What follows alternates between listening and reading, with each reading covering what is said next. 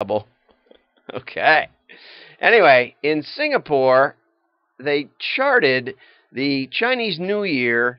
It says it's one of the important celebrations, and about three-quarters of the Singaporeans are Chinese. So they tracked searches on Google for Chinese New Year items, recipes, traditions, stories, and gift ideas.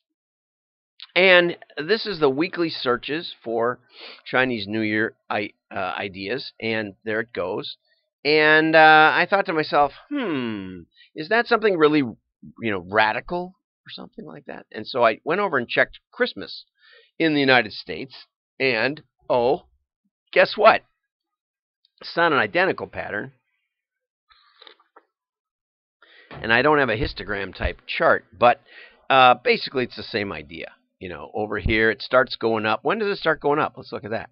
Starts going up mid-October and goes up and hits a pretty here, November 25th, right in there. It's going up, and right after there, that's Black Monday or whatever, Black Friday, whatever it is, right there, and then whoosh, way up, and its peak is the 23rd, which makes a lot of sense on searches on Christmas. I don't know, we're not going to delve into it deeper, but if you're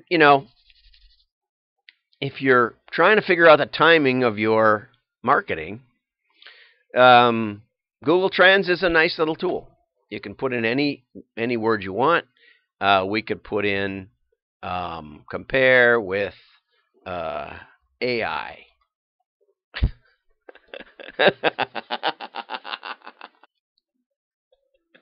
And as you can see, AI really tips the scales. I'm going to choke here. I don't know what the 66 or 65, maybe nobody searches. Maybe it just should be thousands.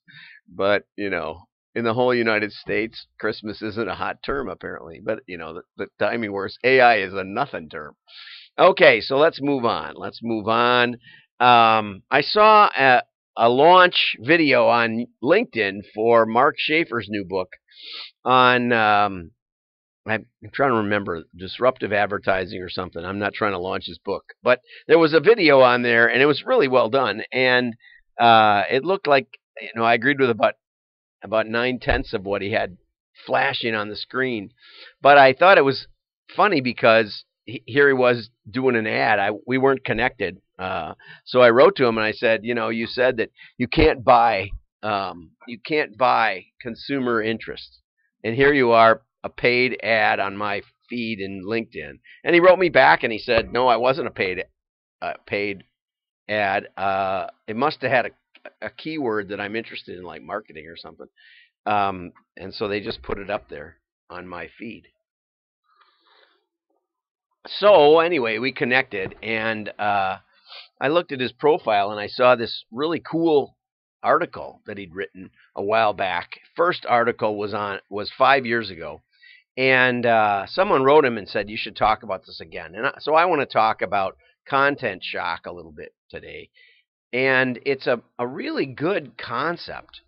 And I think I usually am stumbling onto things about 10 years before they get hip. So, 50/50 decaf regular, all the taste, half the caffeine. I was about 15 years before that somebody actually came out with it. I don't think it really worked, but, there it goes. Somebody asked me about the mug. Of course I talk to myself. Sometimes I need expert opinion. That's what it says. It doesn't say who else would listen.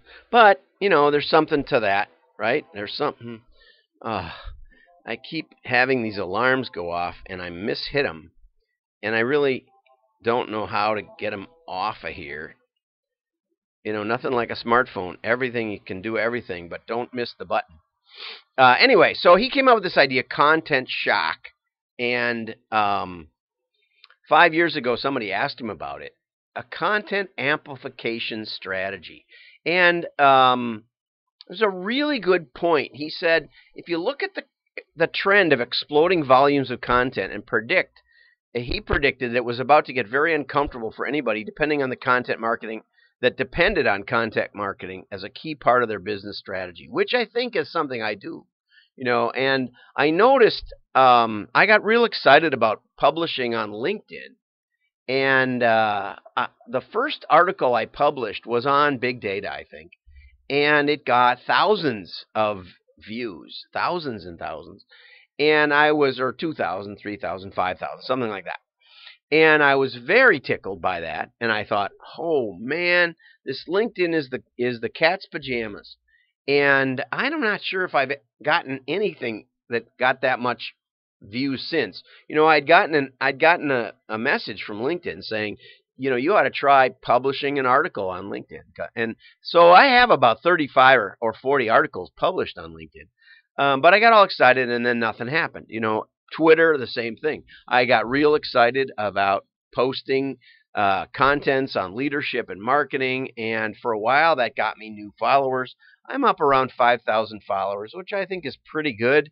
I've been to conferences where social media experts spoke and had a couple of hundred. So I think, tiptoe around 5,000 before you want to become an expert in something. So there, somebody gave me a heart. Way to go. I'm actually getting good enough to see the hearts go by. So thank you for the hearts. The heart, one or two. And feel free to comment. I may or may not read it. Okay, anyway, so this guy says that content is going to get more and more expensive and less relevant as a business development tool. And I think he's really hit the nail on the head.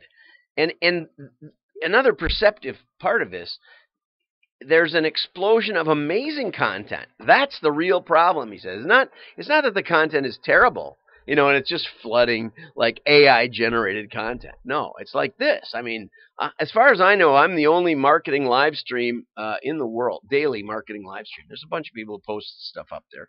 And but this guy says he's been a contributor to the Harvard Business Review for 5 years. When he started, it wasn't too difficult. He got his articles accepted. Now almost all of his posts are rejected. The editor explained, I would have run these 5 years ago. I would have run these articles, but today I get 5 times the number of submissions. So the quality level has gone up and up. Keep trying. And you know what? He's not trying anymore.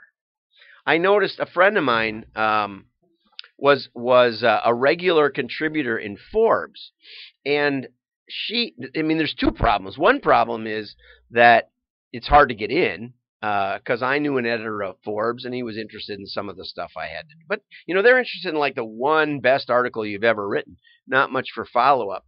Anyway, so she wrote her first article, a little like my LinkedIn experience, and got thousands of likes and views and all this sort of thing. And by the end, she did it for about 2 years, every couple weeks. And by the end, she was getting, a handful, 50 views of her article. And I don't know if Forbes changed their promotion strategy where they didn't promote her like they did before.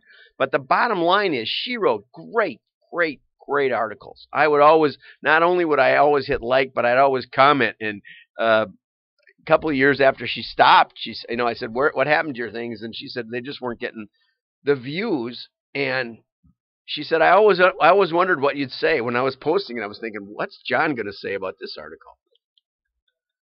So, that was another strategy of mine for a while. I would just comment on great articles.